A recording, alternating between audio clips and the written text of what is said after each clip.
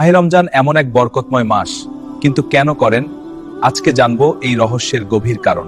শয়তানের মূল কাজ হলো মানুষকে গুনাহের পথে ডাকা, নামাজ থেকে দূরে রাখা, এবং রমজানে এই প্রভাব কমে যায়।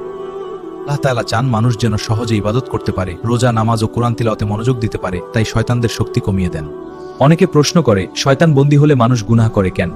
কারণ মানুষের নফস বা নিজের খারাপ প্রবৃত্তিও তাকে প্রহরী। রমজানে শয়তান দুর্বল হয়ে যায়, তাই এই মাসে ভালো কাজ করা সহজ হয় এবং সওয়াব বহু গুণ বৃদ্ধি পায়।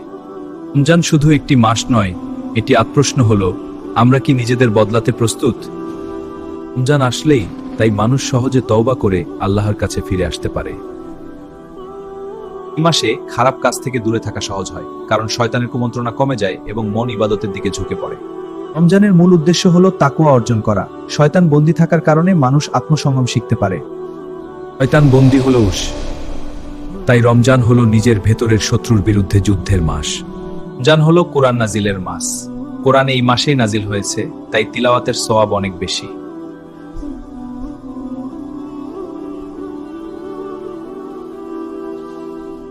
রমজানে নেক আমল করলে জান্নাতের পথে অগ্রগতি সহজ হয়, শয়তানের বাধা কম থাকায়। রোজাদারের দোয়া বিশেষভাবে কবুল হয়, তাই এই মাসে বেশি বেশি দোয়া করা উচিত।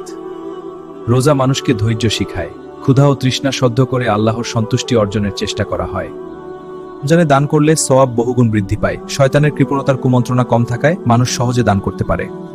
এই মাসে ঘরে ঘরে নামাজ, তারাবিহ ও কুরআন তিলাওয়াতের পরিবেশ তৈরি হয়, পুরো সমাজে এক আলাদা নূর ছড়িয়ে পড়ে। রমজান আমাদের হৃদয়কে পরিষ্কার করার সময়। শয়তান বন্দী, তাই নিজের ভুলগুলো শুধরে নেওয়ার সেরা সুযোগ। শয়তান যখন বন্দী, তখন আমাদের অজুহাত নেই। রমজানকে কাজে লাগিয়ে জীবন বদলানোই হোক আমাদের লক্ষ্য। আর অবশ্যই ওয়াল কন্টেন্ট ইউটিউব চ্যানেলকে সাবস্ক্রাইব করবেন ইসলামিক ভিডিও পাওয়ার জন্য।